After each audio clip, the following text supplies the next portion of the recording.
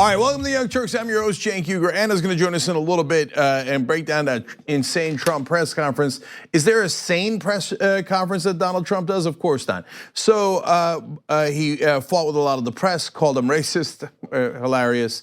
But there's logic in it. I'll explain that in a sec. So yesterday, obviously, we had the huge elections, and the results, in my opinion, were mixed. I'm going to explain the great mystery of the election. Why were they so mixed? Why did they win the House but lose the Senate? Some big losses, some huge wins. What on God's green earth happened? I'm going to explain all that to you in just a second. But yesterday, in the midst of our 14 and a half hours of coverage, we did an extra post game for the members at the end too, as if it wasn't enough. Because we love you guys. TYT.com/join. Okay, to become a member and get all of our coverage. We discovered something fun, right? Thanks to the MAGA trolls. So the MAGA trolls came to downvote our video, our live stream. By the way, I do have to give credit to Fox News. They were #1 last night in online video views of the election coverage for the entirety of the internet, okay? #2 was the Young Turks for the entirety of the internet. Okay, so it was us against Fox News. By the way, kind of as it should be, the center for the right and the center for the left. So, and then everybody else was tiny compared to it. But as they came to attack us, they decided they were going to be cute and downvote the video. And so when Anna and Allison Hudson asked you guys to do the opposite, like and share the video, the views went up a lot. So why don't we do that every day? It's the easiest thing you could do. You just, if you're watching this live on YouTube or on Facebook, like it and share it. Boom, boom, you're done. Boom, boom, boom, boom, boom, boom, boom, boom. And then we can thank the MAGA guys for their infinite stupidity. Okay. Fighting MAGA every day, winning. Hashtag winning. I'm almost getting tired of winning. So obviously a lot to do here. In fact, I'll update you on which of the hosts is winning in our competition of who can get people to sign up more. So let me just say tyt.com/Cenk, because I'm not tired of winning in that race, because I'm not winning.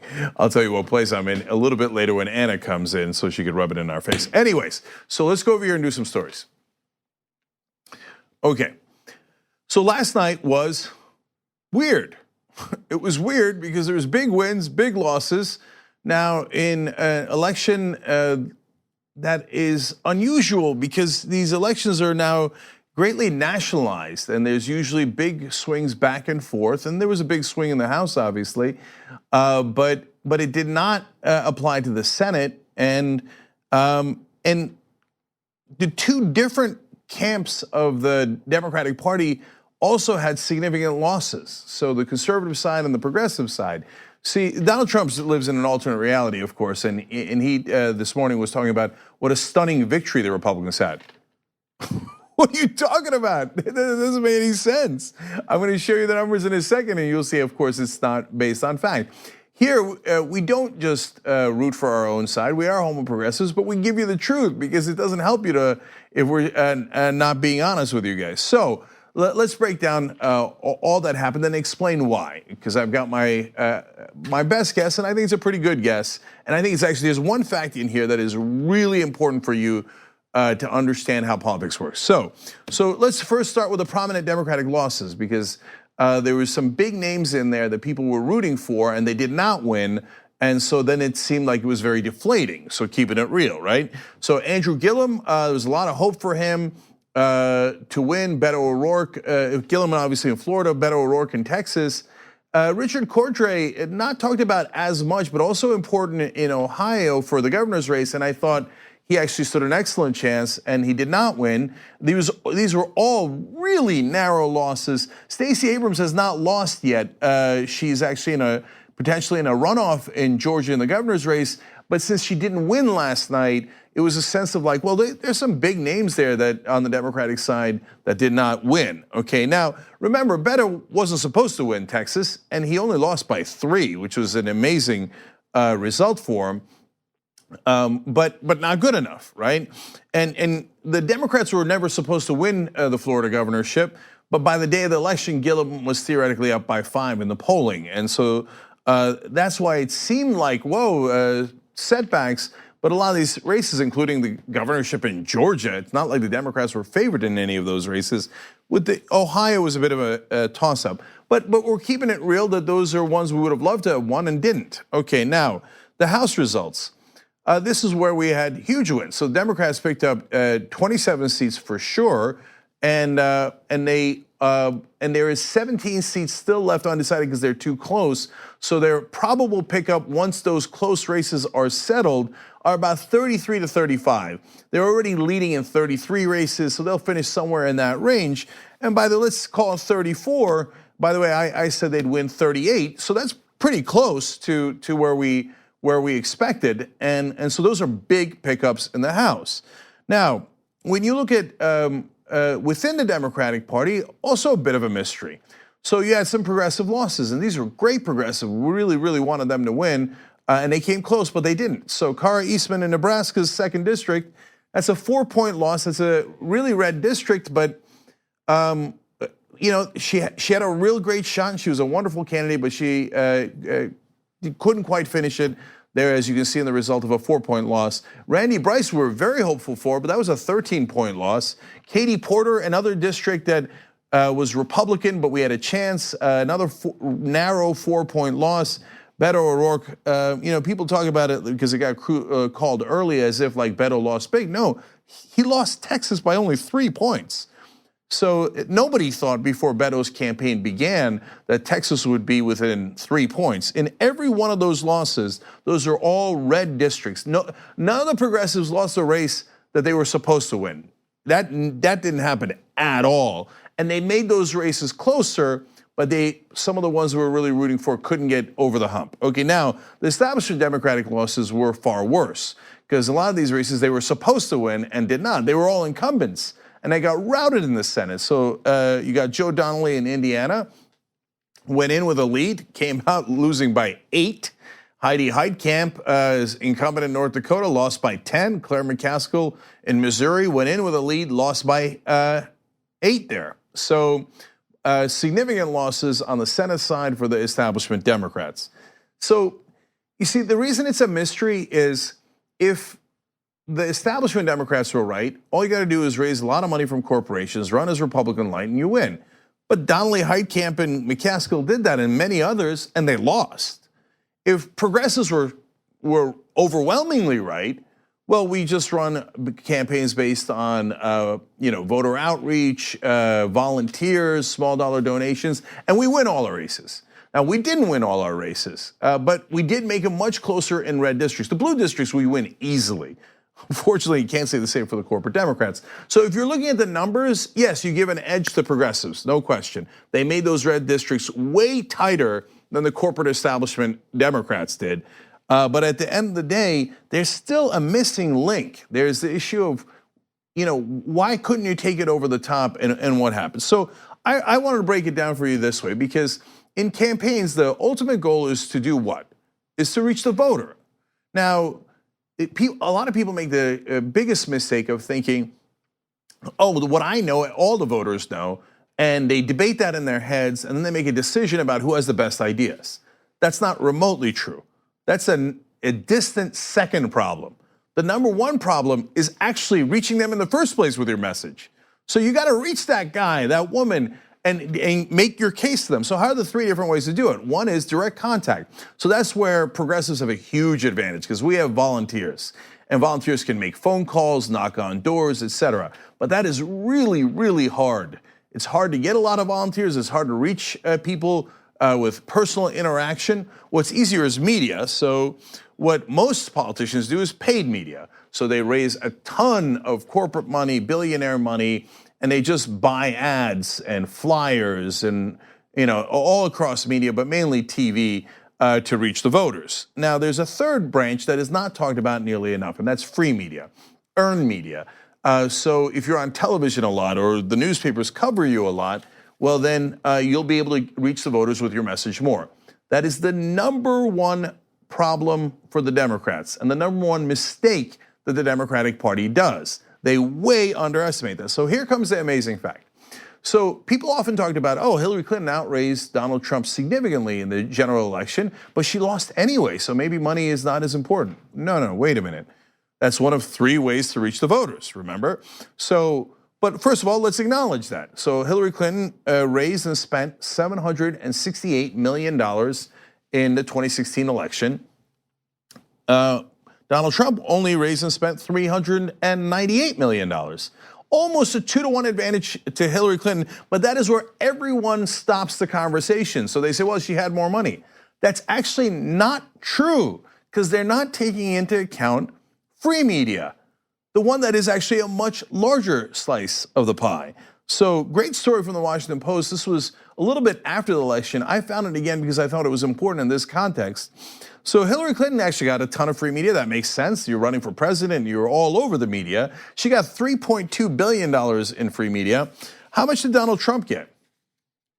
$5 billion. So do the math on that.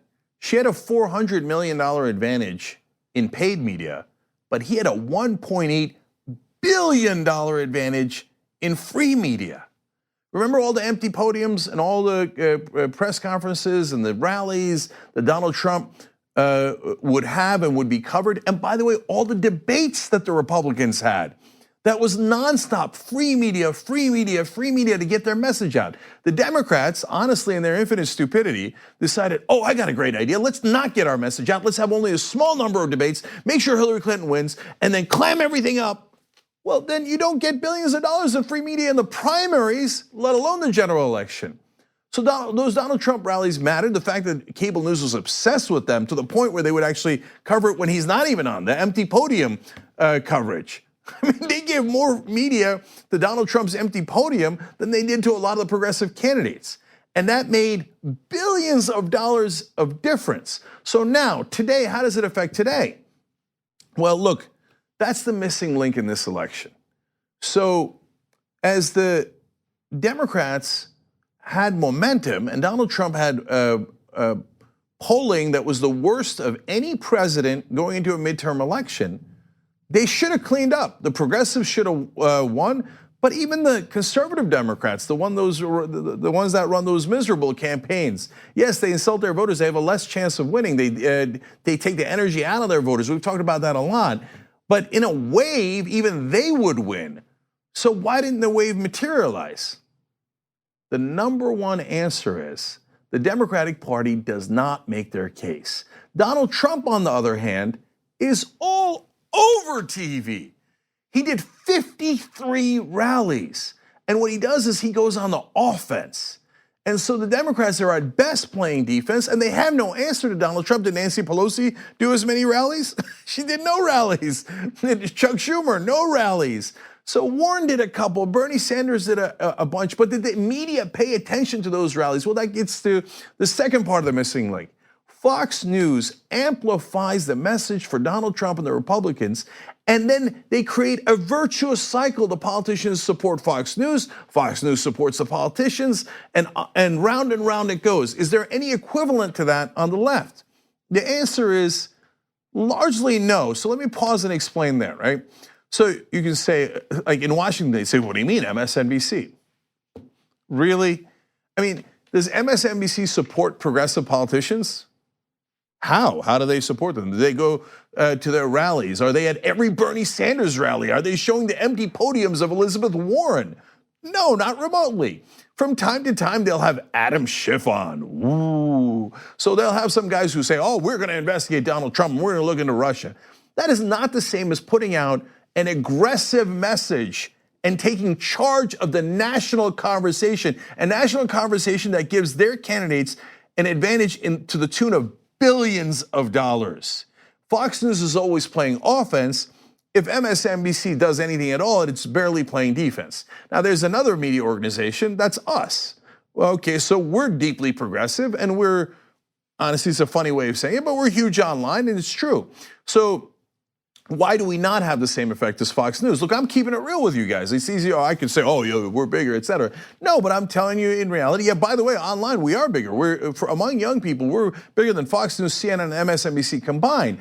But why don't we have that same power that Fox News does? Because there is no virtuous cycle. The Democratic politicians don't want to talk to progressives. MSNBC doesn't want anything to do with progressives. CNN actually does a better job of covering us. CNN also does a better job of covering progressives and actually even challenging the Republican talking points. I would argue better than MSNBC. But overall, the rest of the media does not cover progressives and hence us nearly the way that the rest of the right wing backs Fox News. They all get behind Fox News and they all push that agenda. They get behind Donald Trump and they push that agenda. And when they create that virtuous cycle, you get billions of dollars in free media. So that leads us to the last part of the missing link. And that's the mainstream press. In this case, we symbolized it with the New York Times, but really it's all the mainstream press. And so what do? When Trump says something, they rush and cover. Now that's logical. He's the president of the United States. But even before he was president, even when they thought he was a comical candidate who had no chance of winning, they still showered him with billions of dollars in free media. And they do it to this day. They do the same for Fox News. What did Fox News say? Oh my God, we have to react. Fox News says caravan. We have to cover caravan. Everybody cover the caravan. Everybody cover the caravan, right? So on the left, does the mainstream media have the same reaction? Not remotely. If MSNBC was pushing an agenda, I don't even know what it would be. They got half their lineup as Republicans, and they don't play offense. They don't have an agenda, right? Now we do play offense. We attack the Republicans all the time.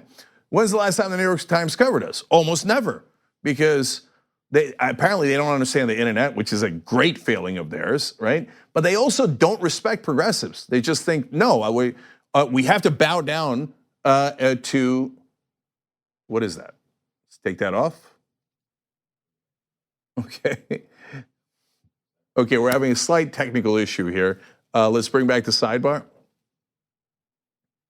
Okay, so when's the last time the New York Times covers any of these progressive media outlets and pushes out their message, whether it's covering it in an analytical and critical way or it's covering it in a positive way? They don't do any of it. For example, we say on the show all the time, Republicans don't care about deficits. We are right. We have all the facts on our side. Reagan doubled the deficit. George W. Bush destroyed the deficit. Donald Trump is in the middle of destroying a deficit, meaning adding to it. Barack Obama lowered the deficit. Clinton famously turned it into a surplus. When the Republicans say they care about the deficit, it is a lie and we can prove it with facts. Does the New York Times and the rest of the mainstream media ever talk about that? No. Because they don't respect the progressive position and they don't think that it's worthy of coverage. And hence, in that decision, it wasn't about us and it isn't about MSNBC. They robbed the Democratic candidates across the country of free media that could have helped to win the elections. It is not the job of the New York Times or the mainstream media to help progressive candidates or Democratic candidates, not remotely. But it is their job to cover them. And when they cover the caravans and the immigrant demagoguing and Donald Trump and Fox News nonstop, they amplify their megaphone. When they do not cover progressive priorities, well then you've just lost an enormous advantage in the elections. So I believe that's what explains what happened last night. So people were tired of Donald Trump and it did make a difference in those House seats. But you did not have a tsunami, partly because nobody pushed that wave. It was just a wave that was on its own. And I don't want you to mistake what I'm saying that it's just the media's fault, not remotely. The number one culprit is the Democratic Party leadership itself, because they don't do what Donald Trump does. They don't play offense. They're not anywhere near as aggressive as him. They don't earn that media. Do they do aggressive policy positions? Do they come out and say the Republicans are liars? They never balance the budget. No, they meekly say, oh, sorry, but we're not so bad, we're not so bad. And no, Donald Trump's a demagogue or a racist, but no, you gotta come out and play offense. They never play offense. So that's how you lose the Senate. That's how it's a wave in the House, but not a tsunami. And so you've got to demand that attention. The other thing you have to do is honestly demand it of the media. And they never do that. They assume that Fox News is right, that the media is liberal. They're nowhere near liberal. They might be socially liberal. Maybe they don't hate black people or gay people. That maybe they don't. Generally, they are, in that sense, socially liberal. Are they liberal in terms of policy or economics?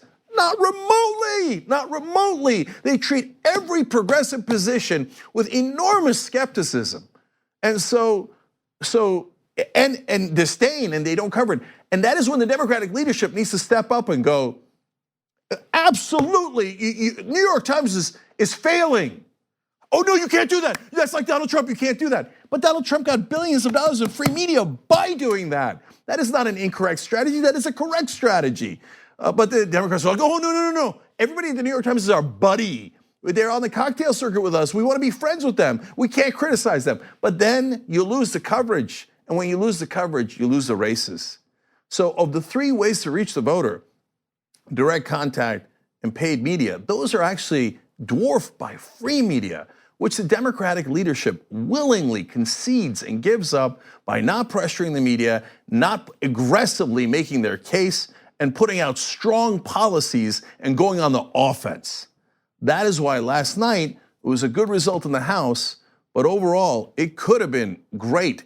It should have been a tsunami with Donald Trump's poll ratings and how unpopular Republican positions are. And the last thing on this, guys, it's not just conjecture, and it's not my saying, hey, I think my policies should have done better. No, the American people agree with us on the policies. Now, I've told you about the polling 1,000 times on almost every position, and I challenge the press every time on this, and they're always confounded. I'm like, can you read? Look at the polls. On almost every policy position, the country is not just center-left, massively left. They love Social Security and Medicare. They want to tax the rich. They don't like the banks. They want them regulated. They don't like wars. They want to legalize marijuana. They're in favor of gay rights. I can go on and on. We have 60% or better. But it's not just the polls, it's the elections. Look at the ballot measures.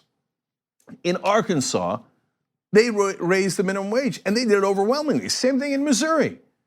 But wait a minute, they voted for Republicans who don't want to raise the minimum wage at all. What's the missing link? No one told them. I know that if you follow politics deeply, you've got to be thinking, now how did they not know in Arkansas that the Republicans don't want to raise the minimum wage, that Republicans hate the idea of raising the minimum wage? I would argue Republicans hate the idea of you having a higher wage at all because their donors are the ones who pay you, and they don't want to pay you a higher wage, they want to pay you a lower wage. But you think the people in Arkansas heard that? They didn't. They want higher wages. They voted overwhelmingly for a higher minimum wage. But they went and turned around and voted for Republicans anyway. In Missouri, McCaskill lost by 8 points, even though they wanted a higher wage, a higher minimum wage. Did Claire McCaskill get out there and go, God damn it, Republicans are for lower wages and I'm not gonna let them lower your wages? No, Meek, oh, sorry, I'd like to be Republican light. What does the leadership do? Chuck Schumer says, sorry, not much, I don't wanna go on TV. And did they challenge the press to say, no, you must say, because it is a fact, that the Republicans want a lower minimum wage. That's a fact. Why don't you say it in Missouri? Missouri press, you're a miserable failure. They should have done that. They didn't. They cost themselves a ton of money in free media, and they lost. That's the answer. Okay, I love my job. I love figuring things out and sharing it with you guys. Okay, now, God, that was long. And I got another long one. Okay, let's do one more. Let's do Nancy Pelosi. Okay, here's another thing we figured out. So the election's over. The Democrats win the House, and they're going to pick up about 34 seats overall. And Donald Trump does something weird, which is, I suppose, fairly normal for him. But he tweets out, in all fairness, Nancy Pelosi deserves to be chosen Speaker of the House by the Democrats. If they give her a hard time, perhaps we will add some Republican votes. She has earned this great honor. Now, does he mean that? Of course not. So why is he backing Nancy Pelosi, who he just fought against and criticized throughout the entire elections and said the whole party is going to be like Nancy Pelosi and she's the worst? Why does he turn around right afterwards and say, oh yeah, she should be Speaker of the House? Because he thinks she's weak and it'll be really easy to beat her. It's like, look at how weak she was, in the elections. Look at how weak the whole entire Democratic leadership was. They couldn't even pick up the Senate when I'm deeply unpopular, right? So, and what does Pelosi do right afterwards? Well, confirms Donald Trump's suspicions. Quoting from the Hill here, Pelosi, who's expected to become the next speaker, promised after Tuesday's victory that she would offer, quote, a bipartisan marketplace of ideas, saying that American people want results and have had enough of division. Incorrect. You were supposed to be the resistance. no, your voters do not want you to unite with Donald Trump. That's a preposterous thing to say. I know the base. I would argue I know the base almost better than anybody because of the deep connection we have with them online. We were not on TV, we're online. I mean, we're also on some TV stations, bless their hearts, but we get all this feedback. We get a tremendous amount of feedback. I don't know anyone in the base who says, oh, golly gee, if only the Democrats would work with Trump more to do bipartisan compromise on some of his goals. Nobody thinks that. No one in the Democratic base believes that. But somehow Democratic leadership thinks that's a great idea. Gee, I wonder why Donald Trump wants Nancy Pelosi to be the leader. Of course that's why he wants her to be the leader. And he says, and he's got a threat for her too. So let's watch this video. Look, we have a president that's willing to work across the aisle to get things done. We feel good about where we are in the Senate, but if Democrats take the House, they shouldn't waste time investigating. They should focus on what the people have put them there to do. There are a lot of things that the president would love to work with them on, and hopefully they'll come to the table and be willing to do that and not continue to be the party of resist and obstruct. So that's Sarah Huckabee Sanders saying, hey, you better not investigate us. We'll work with you. No, come here. Yeah, it's not a trap. We'll work with you. Of course we will. We'll be reasonable. Donald Trump will be reasonable, but you better not investigate. And in fact, Trump himself doubled down in the press conference this morning. Watch.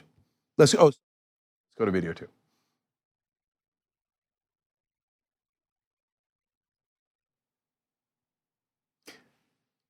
Video 2. Do you expect that when the Democrats take over the chairmanship of all these important committees, you're going to get hit with a blizzard of subpoenas on everything from the Russia investigation to your cell phone use to your tax returns? Ready? Then you're going to, if that happens, then we're going to do the same thing and government comes to a halt.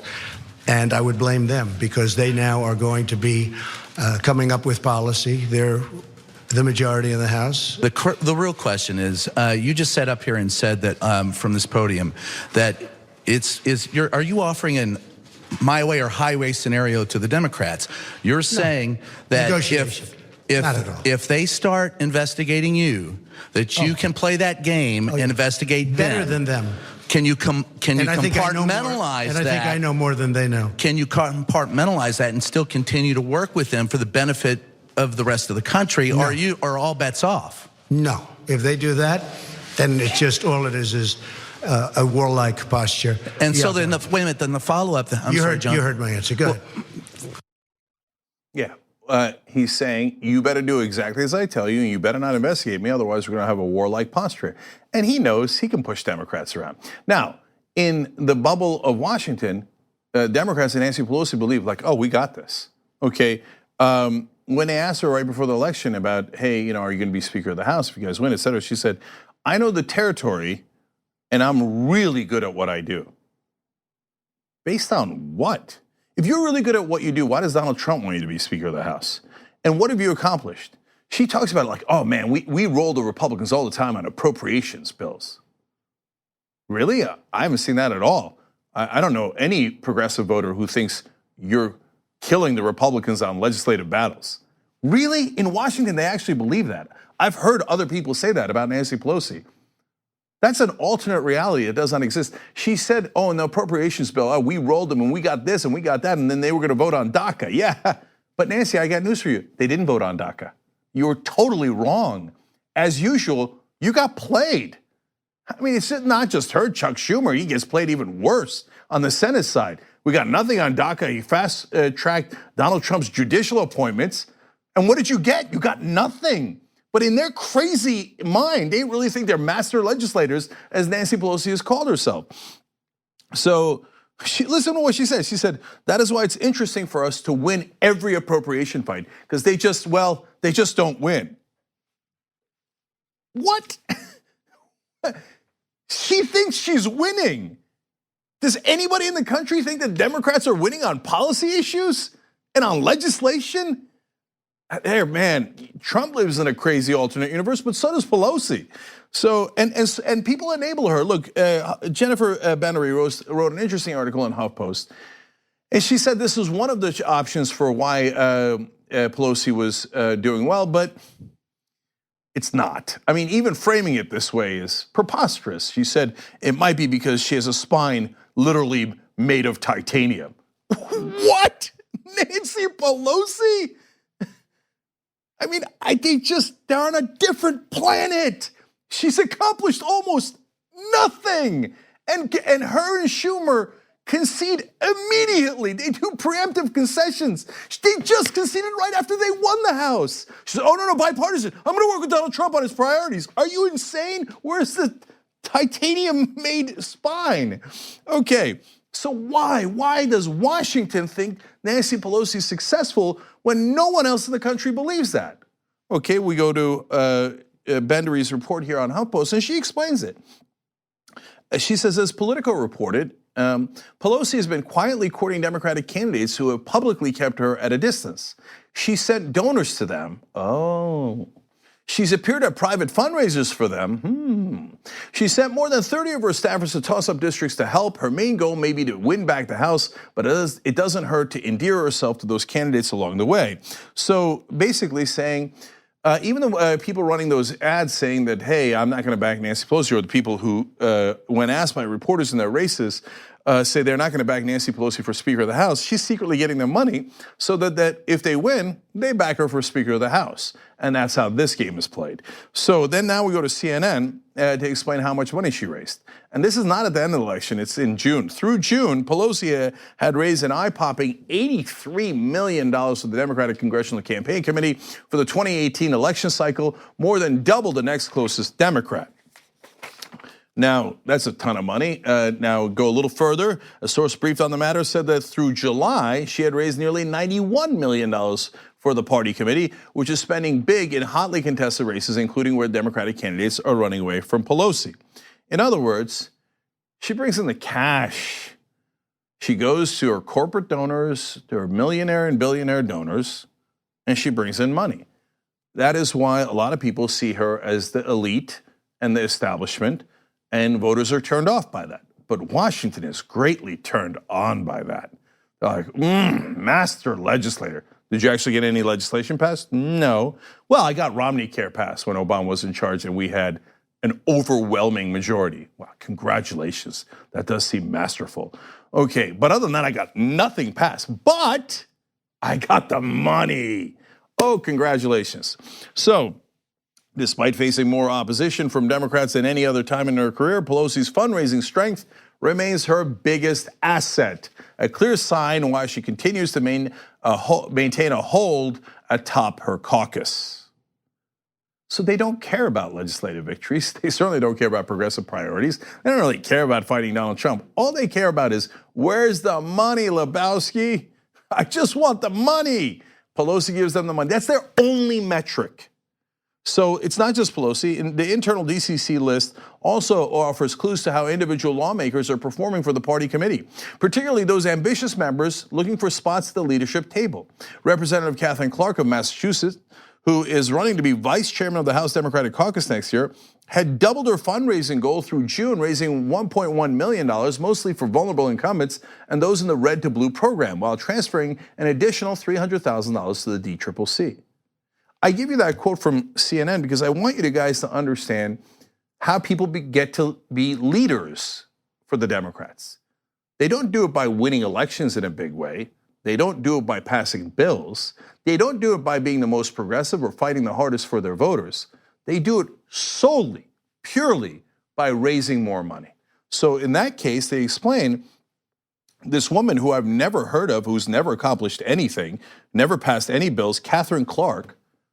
Oh man, she's in leadership and she's online for leadership. Man, she's a great, there you go, why? She raised good money from donors. Millionaires and billionaires like her and corporations like her. Good job, Katherine Clark. You're now a leader in the Democratic Party. One day, maybe you too can be a master legislator like Nancy Pelosi.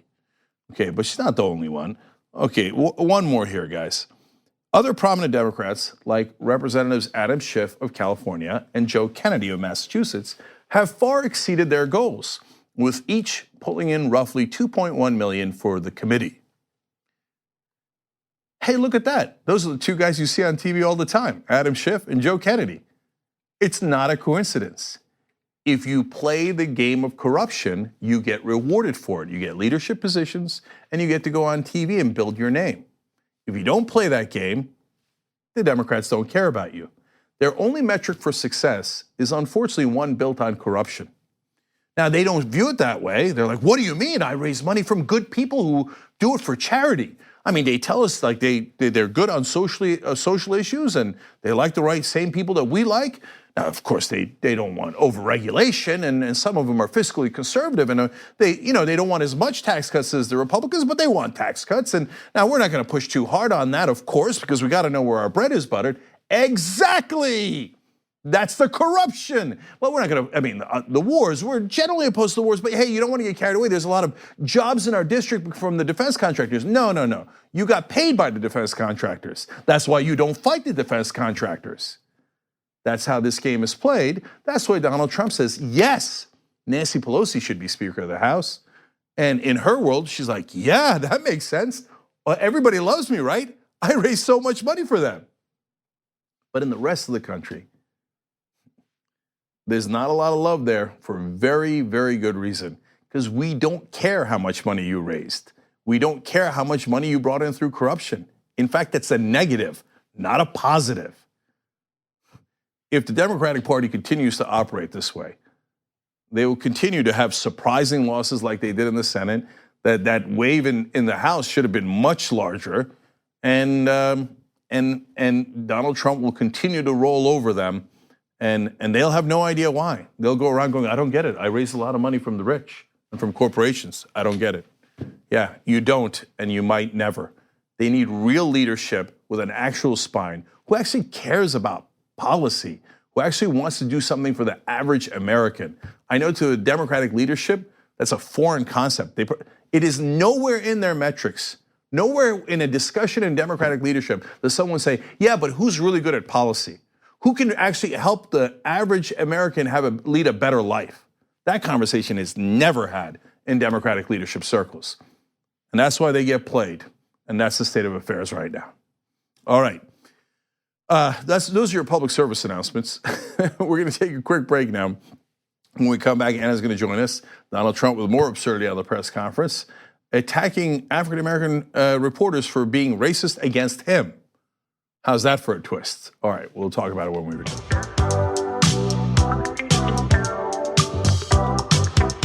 All right, back on the Young Turks, Cenk and Anna with you guys. Anna, I love this little competition we have, even though I'm getting my ass handed to me by you. So if you want to join, you could, of course, and become a member, get all 18 of our shows, et cetera. You could be. By the way, we had wonderful behind the scenes yesterday. A ton of behind the scenes as we were preparing for the election coverage and in between the breaks, et cetera. Lots of bitsies going on. Yeah, we call them bitsies, BTS. We need to talk about a relatively new show called the Republic, or UNFTR. As a Young Turks fan, you already know that the government, the media, and corporations are constantly peddling lies that serve the interests of the rich and powerful. But now there's a podcast dedicated to unraveling those lies, debunking the conventional wisdom. In each episode of the Republic, or UNFTR, the host delves into a different historical episode or topic that's generally misunderstood or purposely obfuscated by the so-called powers that be, featuring in-depth research, razor-sharp commentary, and just the right amount of vulgarity.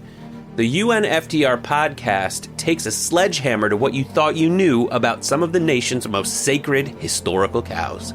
But don't just take my word for it. The New York Times described UNFTR as consistently compelling and educational, aiming to challenge conventional wisdom and upend the historical narratives that were taught in school.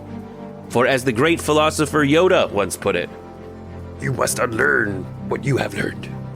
And that's true whether you're in Jedi training or you're uprooting and exposing all the propaganda and disinformation you've been fed over the course of your lifetime. So search for UNFTR in your podcast app today and get ready to get informed, angered, and entertained all at the same time.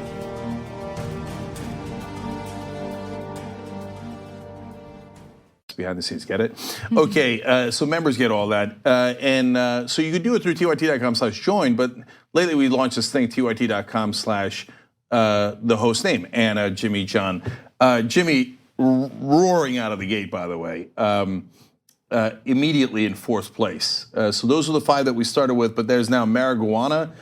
He's doing pretty well. JR's on the board. Ben's got one. He doesn't like to participate. Okay. So the disappointing news today is that John has finally caught and passed me. I love it. Okay. Anna's almost at 200. Hey, you know what, guys? Well, you know, look, I'm being a Democrat here, okay? What am I, going soft, okay? No, help me crush these people. Am I angry? That's an understatement, okay? And you're ahead of me? How dare she? Okay, Anna Kasparian. Look, Jake, Okay. I just think you need to acknowledge what the people want, what the good people want. If you're in favor of democracy, you just need to acknowledge that. All right, well, tyt.com/jank. Let's see what happens. I'm going to start making ads against you. Oh. Okay, Anna Kasparian, 2018. Oh, no, don't get me started. I don't know what you would pick on. What would you pick on? Oh, don't do it. Don't do it. You don't wake a sleeping giant. No, but don't wake this sleeping Oh, giant. no. I'm not even a sleeping giant. Like, you know how aggressive I get. No, I'm getting angry already. Go ahead, put those ads out there. A woke giant. All right, a couple of quick comments from our members section. Nostra Science says the DNC didn't grasp or speak in unison on a single progressive legislation message like expanded Medicare coverage for all or higher $15 minimum wage. Instead, the right of center Democrats campaign played the "We're Not the Donald" card and lost the bet to a pair of deuces and dunces. 1,000,000,000% right. You know, all the articles talked about, Democrats are running on health care. Now, in the local level, they were. That's true, and that's why they wrote that. On a national level, did you see any giant rallies, press conferences about health care and what their proposal for health care was? I mean, we did see not one press conference, but we did see one senator who had a very bold proposal, and that was Bernie Sanders. Yep, that's it. And then, of course, what do the rest of the Democrats do? He's not with us. He doesn't speak for us. Right. He's only the most popular politician in the country, so he doesn't speak for us. Right? Just losers through and through. Anyway, that should have been a tsunami. That's what look. Honestly, I'm pissed that it wasn't a tsunami. It was a win. It was a win. But it was half a win. They didn't win the Senate. They lost ground in the Senate. That's all right. I know the map. Please, I hate when the mainstream media condescends to us. They're the children. They don't understand politics. And they're like, "Oh, did you know that more Democrats were up than Republicans?" Yeah. I knew that. God, you guys are so dumb, and you think you're so bright. Anyway, Sartorial Narwhal writes, McCaskill's loss was heartbreaking for me, despite the fact that her campaign was establishment clown shoes. She shouldn't have lost. She had a lead going in. And she way underperformed. Why? She didn't excite her own voters to show up. Last one here. Green Mountain Boy writes in, Cenk, you are dead on with your campaign assessment. We need to be on the offense 100% and hard for the next 2 years especially. We should also be holding near daily press conferences pushing back on Trump's lies every time. We have to stop giving the GOP a pass, strength, not weakness. That's why I say if you're going to be strong like that, you join through tyt.com/Cenk. That's for strength. Okay, all right. Casper, you're up. All right, I'm just gonna let it slide. Okay. Because we got stuff to get to. You know, I'm the responsible one here. Okay. Donald Trump has finally done what he has been hoping to do for a long time now. He has forced his own Attorney General, Jeff Sessions, to resign, and Sessions has resigned and has been replaced by someone who will be there temporarily. We will get to that person in just a minute, but we found out about this information as usual through a tweet by Donald Trump. He tweeted that Sessions would be replaced by on an acting basis by Matthew G. Whitaker, who had been serving as Sessions' chief of staff. Just to give you a little bit of information on Whitaker, Whitaker will also replace Deputy Attorney General Rod Rosenstein in overseeing Special Counsel Robert Mueller's investigation into Russian interference in the 2016 election. Now, this is very relevant considering what Whitaker has said in the past, specifically in regard to this Russia investigation, and what he has also written in op-eds in regard to Hillary Clinton. Now, he felt that Hillary Clinton 100% should have been indicted. However, he has also written an op-ed indicating that he believes that this investigation into Russian collusion needs to wrap up immediately. He thinks the same thing that Trump thinks, that it's far-reaching, that they need to limit the scope and they need to end it. So let's dive in here as to what's going on. So a part of it is obvious, but there's nuances that I want to explain. So I was wondering why they didn't get rid of Rod Rosenstein, because it looked like they were going to axe him. He might have even wrote that New York Times op-ed about Donald Trump. It's not perfectly clear, but he certainly was in trouble because if you remember the story, he thought about recording Donald Trump secretly because he thought what he was saying was so wrong and crazy and perhaps illegal. So, but Trump didn't fire him, and I thought that's really weird. Trump's not the kind of guy to have reservations or pull back on things when he gets angry. But now this explains it. He doesn't have to fire Rosenstein because he was planning to fire Sessions immediately after the election. It's not like we're 2-3 weeks after the election and he's like, oh, something went wrong that we didn't expect. No, he expected to fire him immediately. He just didn't want it to affect the election. He didn't want that to be a controversy, but he knew he was going to fire him. Now, why is he firing? And then putting Whitaker in charge and saying Rosenstein, who was previously in charge of the Mueller investigation because Sessions had recused himself, now no longer in charge. Whitaker's in charge, so Rosenstein becomes irrelevant, right? Anytime Trump appears to be doing something either rational, logical, nice, any positive word, restrained, any positive word you can think of. Anytime you see Trump acting that way, just understand that there's some sort of scheme in his back pocket, something that no one's thought of, or maybe some people did expect this to play out exactly the way that it did, who knows? But either way, when he said, no, I'm gonna leave Rod Rosenstein alone, I just knew at that point, there's something going on behind the scenes that I'm unaware of. And it's not like he has had some sort of change of heart. No, of course, he's not like, he's like, oh yeah, Mueller investigation is totally fine. It's not a witch hunt. No, of course not. He planned to basically do this so he could be in a position to fire Mueller. And he'd planned it all along. That's why he did it right after the election. That is not arguable. If anyone in the press is arguing it, they don't understand the news at all. Okay, it's the day after the election. It was planned all along. In fact, and to be fair to the press, they do point this out, and this is something we did not know earlier. So Trump's team had been going to Republican senators who really liked Jeff Sessions and bullying them and saying, hey, I'm gonna get rid of Sessions and you better back me. And they said, wait till after the election. And after the election, they said, okay, and they bowed their heads to Donald Trump. And all along they'd been like, no, Sessions is our former colleague and he's one of the most conservative guys in the country, and no, we won't accept it. But Trump yelled at him enough behind the scenes. They're like, yes, sir, absolutely, sir. Of course, fire him, sir. Now, why is he firing Jeff Sessions? Well, first of all, Jeff Sessions is against immigration, law and order as they perceive it, right? So he should agree. He agrees with Donald Trump 100% on that stuff. He was the first senator to back Donald Trump's campaign back when it was super risky. So he was really loyal to Donald Trump. It's not any of those things, but it's not complicated anyway. Donald Trump says it out in the open. He said it a million times. It's because he recused himself from the Mueller investigation, and he said, I don't have an attorney general. Meaning the attorney general is supposed to protect me, not the American people. And so since he didn't protect me, and I obviously am a lawbreaker, I'm a criminal, and he let the Justice Department investigate me, and they're gonna find obviously wrongdoing, I know that. And since he wasn't loyal to me, I'm gonna get rid of him. So that's obstruction of justice. And he followed through on that immediately after the election. So, and why is he doing it now? We explained why he didn't do it earlier. Why not do it later? Because Mueller might drop that, might drop the information that he has and release it any day now.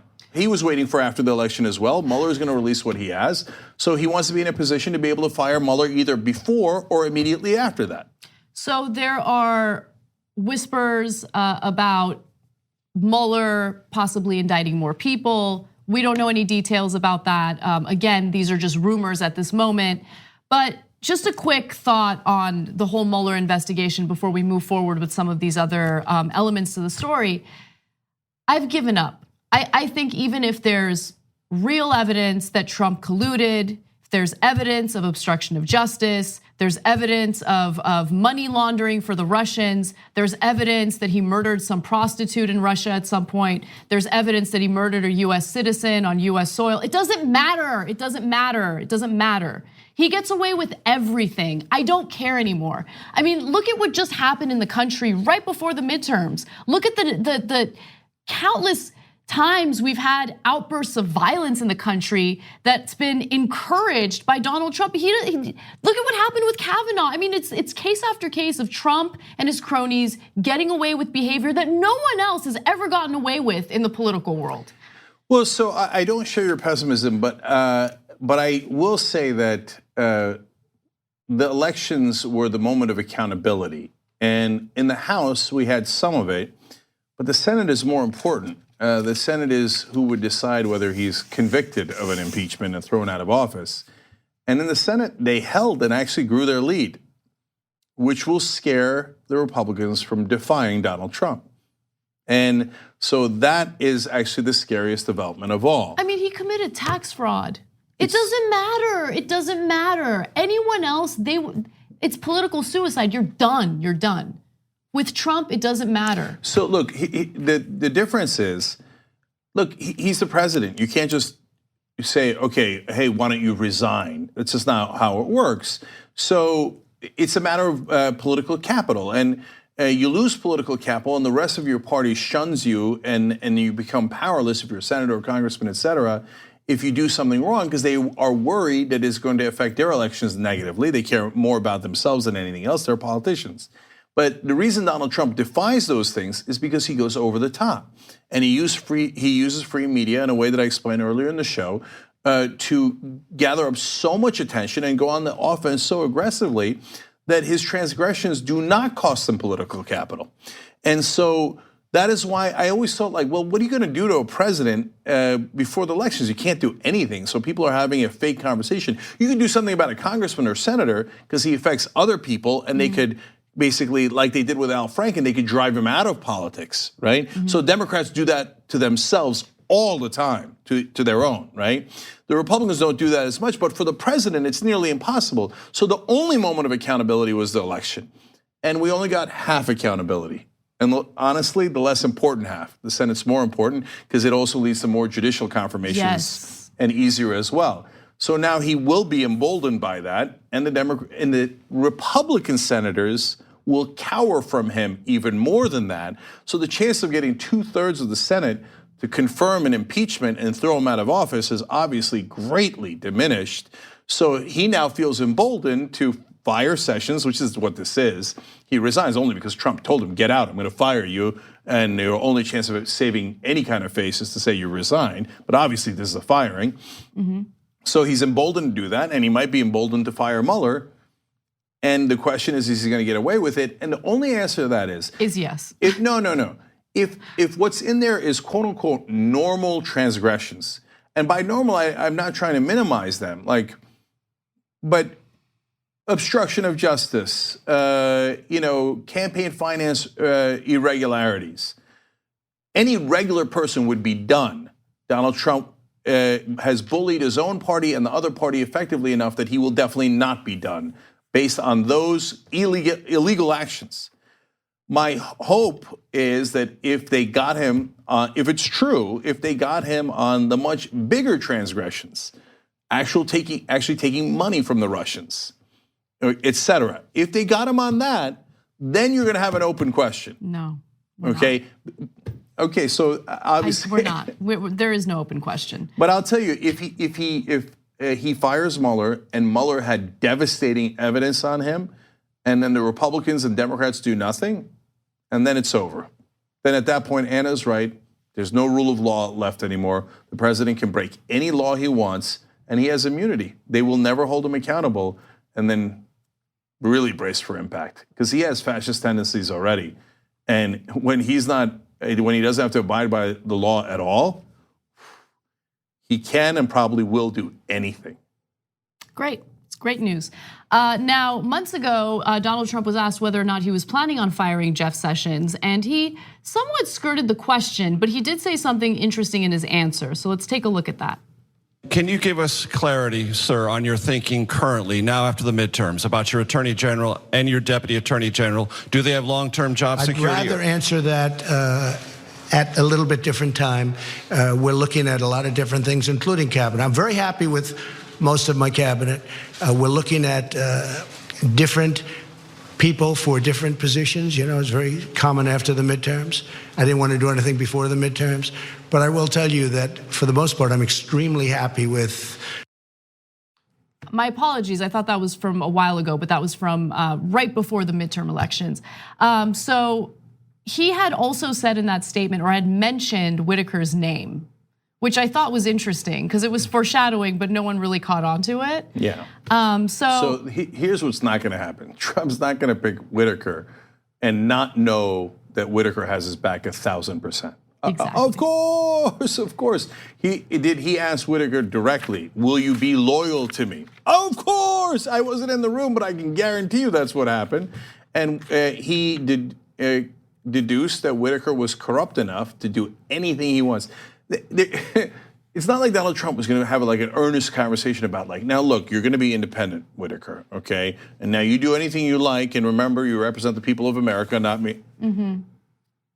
Come on, does anyone believe that that's the conversation that happened? Of course not. He's like, are you going to be loyal to me? Are we clear on what that means? He's transparent about that. I mean, he says it. And by the way, so I wanted to read you the quote that I was referring to. This was actually from a statement by Trump last month. And so he was asked about Sessions' future. He dodged the question. And then he said, well, I'd never talk about that, but I can tell you that Matt Whitaker is a great guy. And so that's it. Yeah. Now we have Matt Whitaker. So let me give you some more details on what Matthew Whitaker has written about the Russia investigation. As I mentioned, he had written an op-ed saying that he thinks that Rosenstein needs to wrap this up. It's time for Rosenstein, who is the acting attorney general, for the purposes of this investigation, to order Mueller to limit the scope to the four corners of the order appointing him special counsel. Limit the scope of his investigation to the four corners of the order appointing him special counsel. So he believes that it's too wide in terms of the scope of the investigation. Of course he's going to fire him. Of course he's going to. Why are we having this conversation? Okay. Right? So and look, the only question is a matter of timing. Does he fire him now? Does he fire him when he thinks Mueller is about to release the information? After he releases the information? Whatever, right? But that this is to terminate Mueller. That's the whole point of this. Right. So mission accomplished, and we'll see how this plays out. Looking forward to collecting the money of our bet. Oh, yeah. So some people asked about that bet because they thought it was at the midterms, and it was, but we went double or nothing after the midterms. And so if Trump makes it all the way to the end of his term, then I got to pay Casper a decent amount of money. Okay? A hundo, I think, right? Are you tired of winning yet? Yeah, in this case, I am very tired of winning. I would have much preferred to lose in this case. All right, we got to take a break, guys. Yeah. When we come back, Trump attacks a black reporter for being too racist against him. All right, we'll be right back. We hope you're enjoying this free clip from the Young Turks. If you want to get the whole show and more exclusive content while supporting independent media, become a member at tyt.com/join today. In the meantime, enjoy this free segment. Back on the Young Turks, Cenk and Anna with you guys. If you're watching live on YouTube or Facebook, please like and share the stream. It makes a huge difference. Let me read some comments for you guys. J.M. Frazier wrote, this is all members' comments, tyt.com/Cenk to join. Anna. At TYT, we frequently talk about all the ways that big tech companies are taking control of our online lives, constantly monitoring us and storing and selling our data. But that doesn't mean we have to let them. It's possible to stay anonymous online and hide your data from the prying eyes of big tech. And one of the best ways is with ExpressVPN. ExpressVPN hides your IP address, making your active ID more difficult to trace and sell to advertisers. ExpressVPN also encrypts 100% of your network data to protect you from eavesdroppers and cyber criminals. And it's also easy to install. A single mouse click protects all your devices. But listen, guys, this is important. ExpressVPN is rated #1 by CNET and Wired magazine. So take back control of your life online and secure your data with a top VPN solution available, ExpressVPN. And if you go to expressvpn.com/TYT, you can get 3 extra months for free with this exclusive link just for TYT fans. That's expressvpn.com/TYT.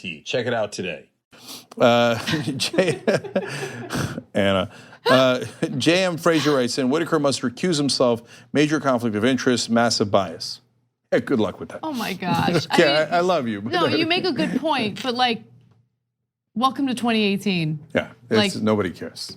Like, we care. If the rule of law cares, nobody in Washington cares. Yeah. Brendan NYC writes in, poor Jeff Sessions getting shown the door just when things were getting really racist. That's really funny. Jeff would have enjoyed that. It's a sad day for him. By the way, not a good week for the Sessions. They're not a family. They're not related. But Pete Sessions lost his congressional seat yesterday. So now last one here is an interesting one. Hercules writes in, strange how weak Pelosi is when during the financial crisis of 2008, she was able to get Secretary of State Hank Paulson to literally fall to his knees and beg her. Imagine what could be done if she had that strength today and use it to push for progressive policies. I think he was Secretary of Treasury. And Hank Paulson did that to appease the one thing that Nancy Pelosi cares about, her ego. So that's why it's an interesting story. Like if somebody said to me, okay, Cenk, they're about to get $15 minimum wage or Medicare for all or any issue that I care about, but Hank Paulson is on his knees. Will you change your mind? I'd be like, I don't care, dude, get up. Like, what? That doesn't mean anything to me, right? But for Nancy Pelosi, she's like, yes, I will give the banks everything you want because you bent the knee. I am now powerful. No, you're not. You're an idiot. He used you to get Goldman Sachs, his former employer, all the money he needed with a stupid little trick that appeased your ego. So that's not strength. That's actually weakness. So, all right. Anyway, one quick note from a sponsor of ours, Squarespace. Both Anna and I have used them. Look, you need a website for everything, right? You need it if you've got a brand, if you've got a business. They got 24/7 customer support. They've got award-winning templates, and they're pre-made, so it's super duper easy. If I could build a website, trust me, you can, but you got to do it through Squarespace, and they're going to give you 10% off if you go to squarespace.com/TYT. Squarespace.com/TYT, get 10% off. Casper, you got breaking news? I do. So we just reported that Jeff Sessions has been forced to resign. Donald Trump has pushed him out as the Attorney General, and there is now a temporary Attorney General by the name of Matthew Whitaker, who believes that the Russia investigation is complete and utter nonsense and wants to wrap it up quickly. But CNBC has just reported that in response to Jeff Sessions no longer being our Attorney General, marijuana stock Tilray shot up 27%. Well, look, see, this is what's frustrating about the Democrats not being able to win the Senate and not getting as big of victories as I think they could have had in the House last night, because the American people are on our side on almost all the issues. On the marijuana ballot measures, we won all of them. And now it's 66% of the country that wants not medical, recreational marijuana legalized. We have totally won on that issue. And whenever you actually have the American people vote, they say yes, legalize.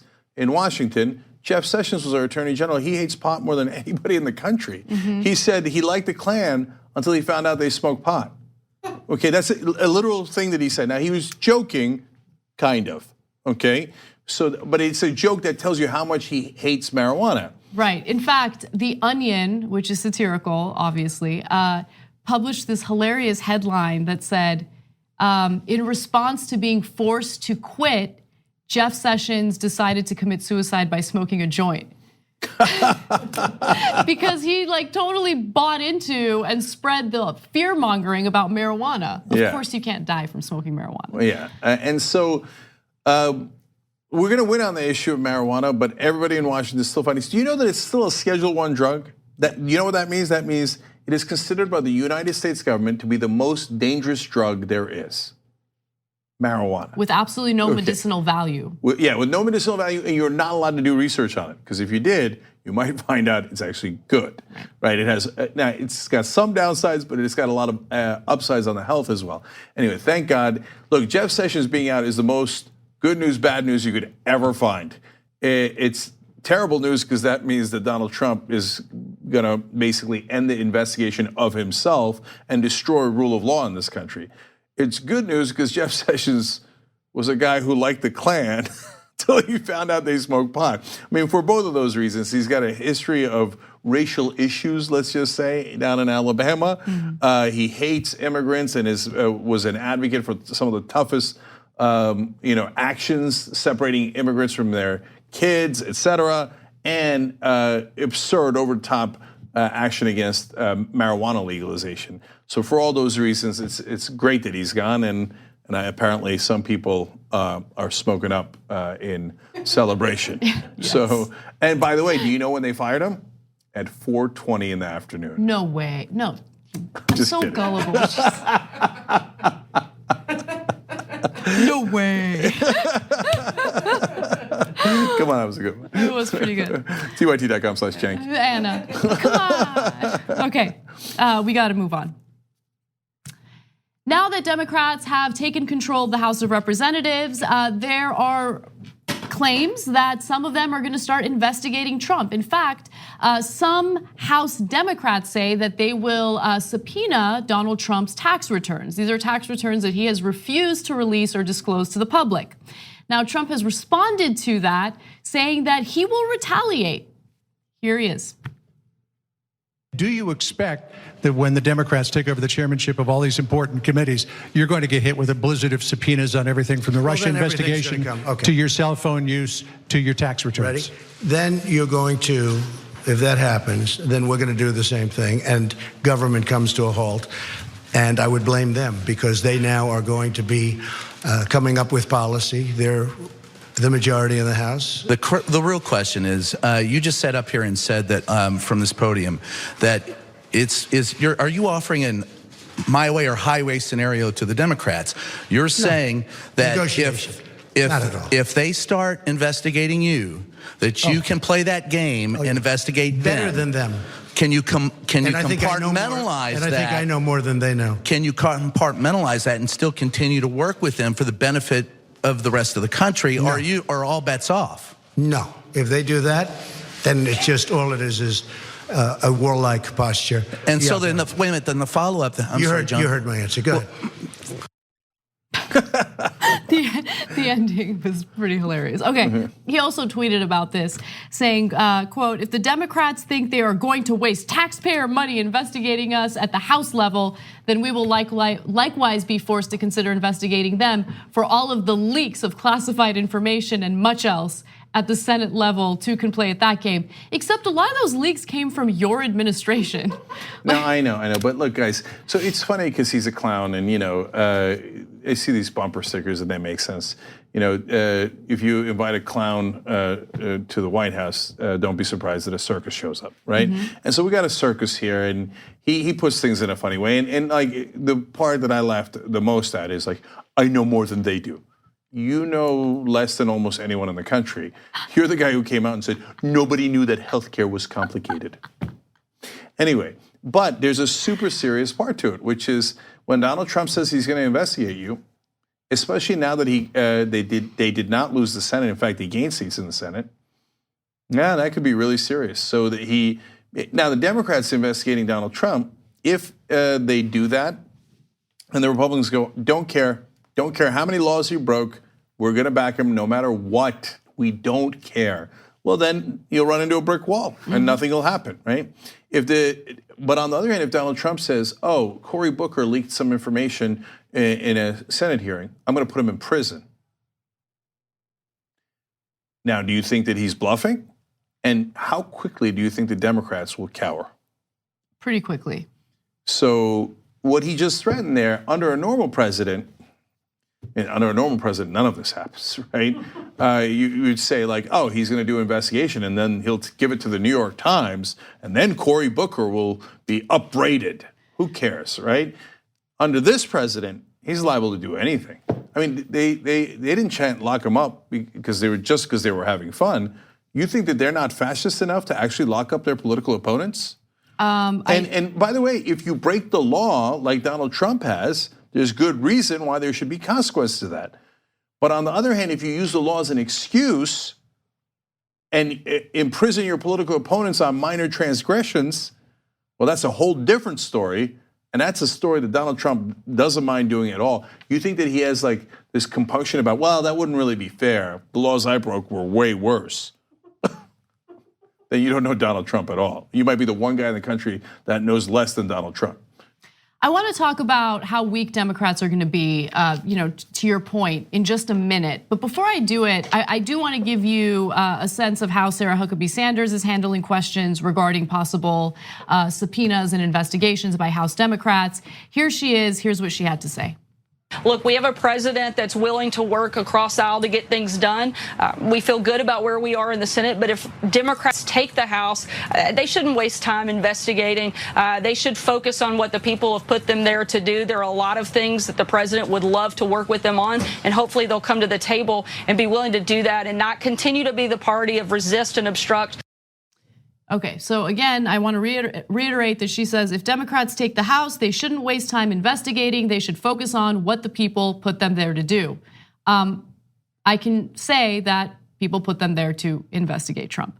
In addition to, I don't think that Democrats can accomplish anything policy-wise right now, but I do want them to block things. So that's another thing that we're hoping that the Democrats do. But to your point about Democrats being weak, they absolutely are weak. At least the old school Democrats, people like Nancy Pelosi, who have proven to us over and over again that they have no interest in being fighters. In fact, here's what she had to say. Pelosi, who is expected to become the next speaker, promised after Tuesday's victory for Democrats in the House that she would offer a bipartisan marketplace of ideas. Okay, that's it. That's all you really need to know. No, please don't talk about a bipartisan marketplace of ideas. We just had a week of violence because of this so-called president, and you're talking about a bipartisan marketplace of ideas? The Republican Party is just full of people who keep making excuses for and apologizing for Donald Trump's behavior, some of which is criminal. And when I say criminal, I'm talking about the way he defrauded students. I'm talking about the way he used his own charitable foundation to enrich himself. I mean, there are other things that, haven't been proven yet, but I have some suspicions about. But nonetheless, she's having a conversation right now about a bipartisan marketplace of ideas. It's not the 1980s or the 1970s, okay? We're in 2018. Republicans haven't worked with you guys, haven't had any interest in working with you guys, and have consistently punched you in the face. And you're talking about the bipartisan marketplace of ideas. She needs to step down. She is embarrassing. Yeah, so no one in Washington agrees with us. I've been there. I asked around. They're like, well, Nancy Pelosi is wonderful. She's a master legislator. Every person I asked said, "Oh, she's going to win the Speaker of the House race." No, it's not even a question. In fact, they were like, "Don't dare oppose her." Look, dude, I don't have anything to lose. The only thing we're backed by is our members. Okay, TYT.com/join, home of progressives. Okay, we don't have to worry about oh yeah, but then you won't have any power in Washington. Keep it. Okay. Oh well, how about status and privilege? Keep it. Keep it, okay? So, but everybody in Washington is like, what will Nancy say? Will she give us a committee assignment? Will she give us more money next time we run for a re-election? Because she raised $91 million through July and dispersed it to the other Democrats. That's why she has power, because she brings in money, and that's all they care about. They care about winning and their own race through corruption and policy. They're like, who cares? Who cares? I'm embarrassed. I'm embarrassed to be a Democrat, right? But what other choice do you have?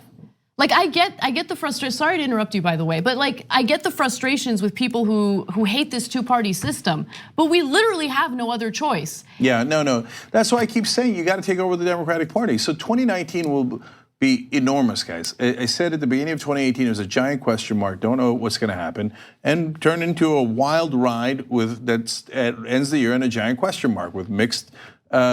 House and Senate, right? They win the House, but not in the numbers we wanted. They lose the Senate, or they lost seats in the Senate. That's unbelievable, right? And so 2018 was the question mark we thought it was going to be. 2019 is the year of the fight, and it'll be within the Democratic Party. And so, no one sees it coming. I don't know why they don't see it coming. They're so weird. I actually think they're. Look, and they get so offended, but I gotta say it, I think that a lot of the reporters are not very good at their job. You don't see a giant battle coming in the Democratic Party. I guess they think, oh, progressives will be a pushover. No, we won't. We're gonna come and fight like you've never seen before. So, because if you lose the Democratic Party, you're done. Then you got to go and try to do a third party that's going to take you decades. It's way too late by then. You obviously can't go to the Republicans. The only option is to take over the Democratic Party. And the good news for us is that they're pathetically weak.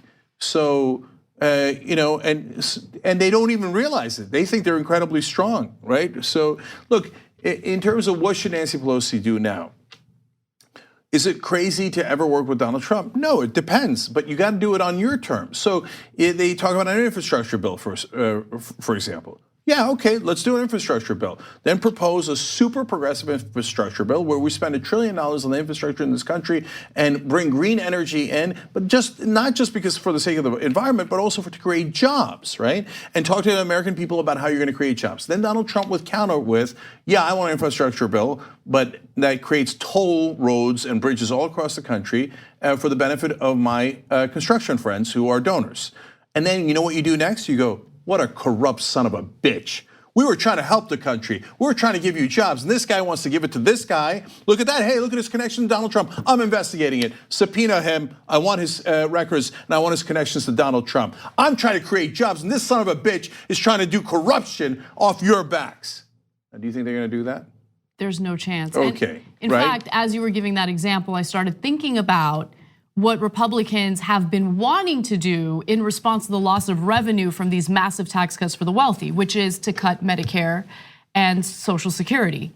And you think those corporate Democrats aren't going to play ball? The minute they have a conversation about that, we're done with them. And so what does done with them mean? No, like this.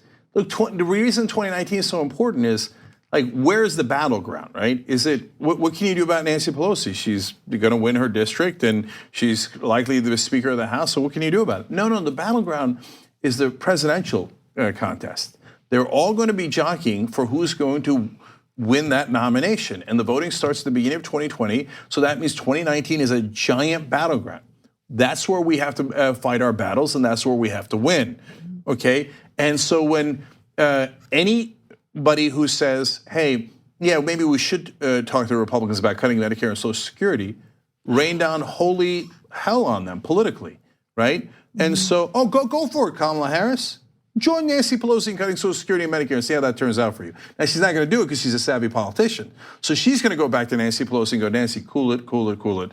That might cost me the primaries. So we're not going to do that. You see what I'm saying? You put pressure on the presidential nominees. They put pressure on Nancy Pelosi. See, that's actually playing chess, okay? Not like the Democrats who are like, oh, well, we compromised. Are we playing chess? No, you got your ass handed to you, and then you will get blamed. By the way, there's Obama, okay? I know it's sacrosanct in Washington. You're not allowed to criticize Obama. Obama preemptively offered to cut Social Security in order to get a grand bargain for the Republicans. It's embarrassing, so they don't like to point it out. It's a fact. You could look it up anywhere you like, okay? And you know what they did? They're like, idiot. They used it against them. They ran that in ads in the election saying Obama wanted to cut Social Security. But he had done it in order to try to get the Republicans to compromise. That's not three-dimensional chess. No. That is really, really bad politics, and that is what the Democratic Party has done for the last 20 years, and we're tired of it. So if Nancy Pelosi can't find a spine, and Chuck Schumer can't, and the others can't, our only choice is to fight. They're not gonna come to their senses. We're gonna meet them at the battleground, and we're going to defeat them. Let's take a break. When we come back, we are going to discuss Donald Trump's press conference today, where he went after a number of journalists and also April Ryan. That was a pretty heated exchange. And then other stories, so stick around. Thanks for listening to the full episode of The Young Turks. Support our work, listen ad-free, access members-only bonus content, and more by subscribing to Apple Podcasts at apple.co/TYT. I'm your host, Cenk Uygur, and I'll see you soon.